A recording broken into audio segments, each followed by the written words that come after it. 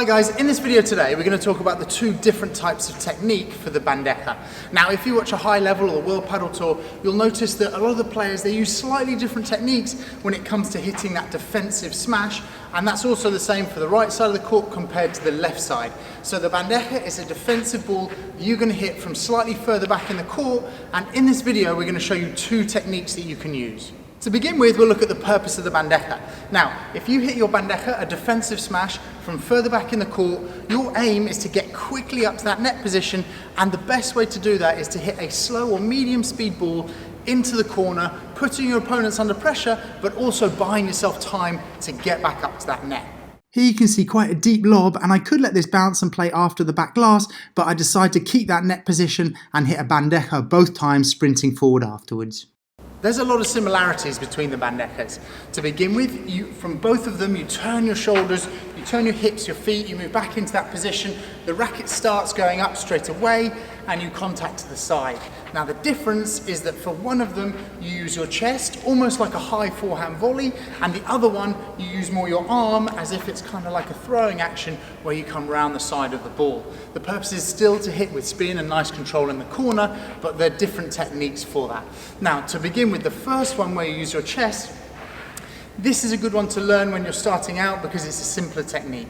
You go straight into this position, the racket goes up, and from here you control that ball like a high forehand volley, contacting to the side with the racket face slightly open, and the aim of that is just to control that ball to push it back into the corner.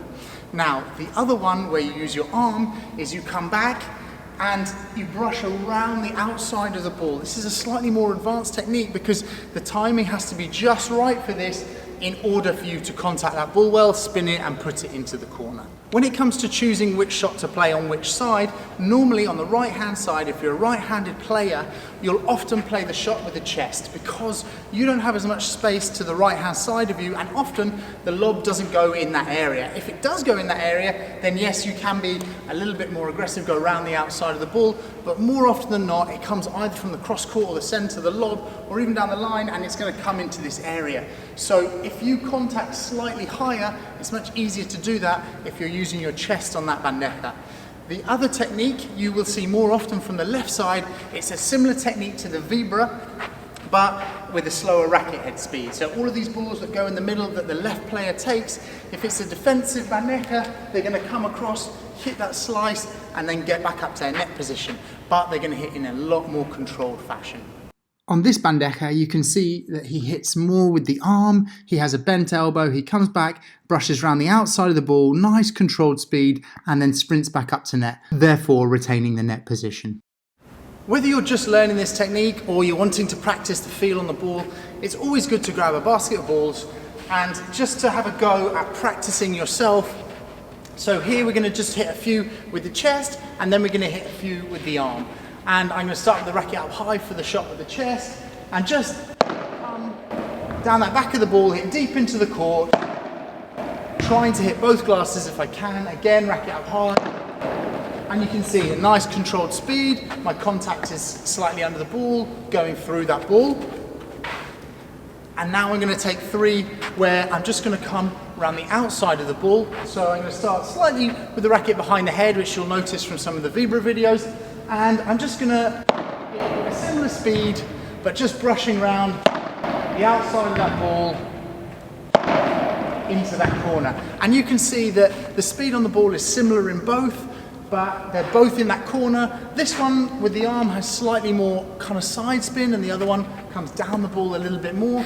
But the best way for you to find out which you prefer is just to practice, and to practice here with the basket, but also to practice when you get into a match situation.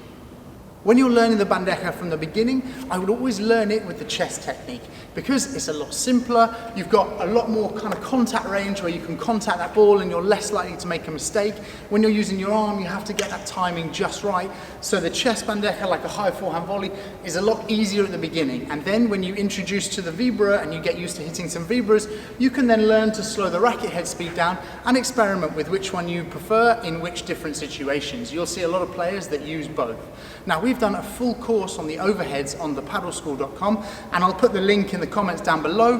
That's a great place to go to if you want to learn more about the overheads.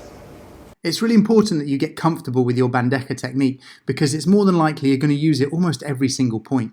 Here you can see a nice controlled bandeja into the corner, and it's their way of keeping that net position. Eventually we manage to take the net, and then we're controlling the game from the front of the court, and the bandeja is the thing that keeps us at the net. Here you can see that the point, nothing is hit with really aggressive power, but the point is won with a nice controlled bandeja.